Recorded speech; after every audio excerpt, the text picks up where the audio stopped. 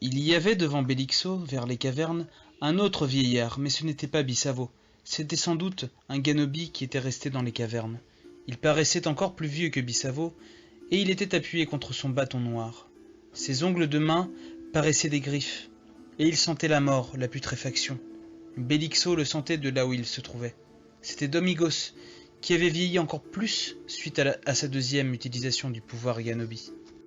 Ayant accompli sa vision, il se dit qu'il était inutile de le tuer. Puis il marcha en direction de l'endroit où s'était déroulée la guerre entre les Ukruks et les Sindaruls. Le grand arbre l'intéressait. Il se retourna une dernière fois pour voir si Domingos le suivait. Si c'était le cas, il n'hésiterait pas à le tuer, ou à le détruire, puisqu'il était déjà mort. Domingos était toujours au même endroit, mais devant lui se trouvaient tous les autres Ganobi que Bélixo avait tués, et qui étaient revenus à la vie, tels des zombies. Et il courait dans sa direction. Bélixo, ne sachant pas comment faire pour venir à bout de ces nouvelles créatures, courut en direction du grand arbre. Il pressentait le danger de ces marcheurs morts. Il allait tout de même plus vite que les marcheurs morts, mais la poursuite fut de courte durée, les corps ayant été carbonisés par les éclairs de Bélixo.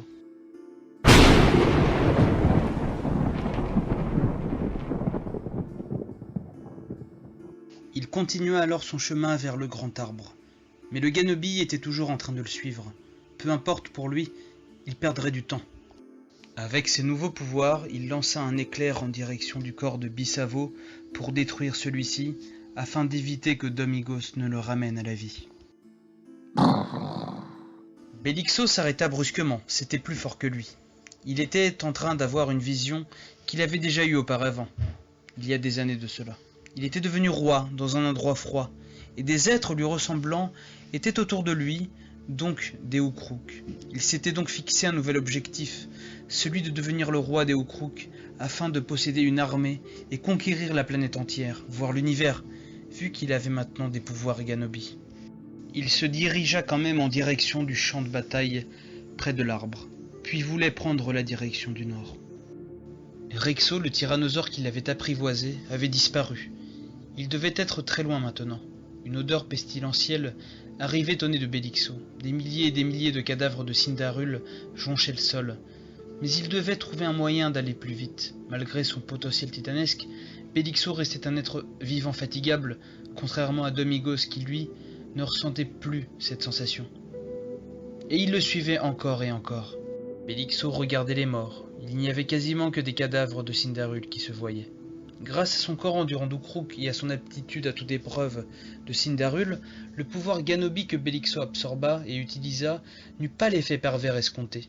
Bélixo pouvait utiliser ce pouvoir autant qu'il le voulait.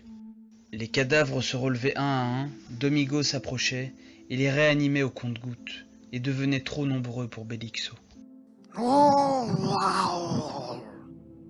Une armée de Sindaruls et Ukruks morts-vivants venait d'être créée par Domingos.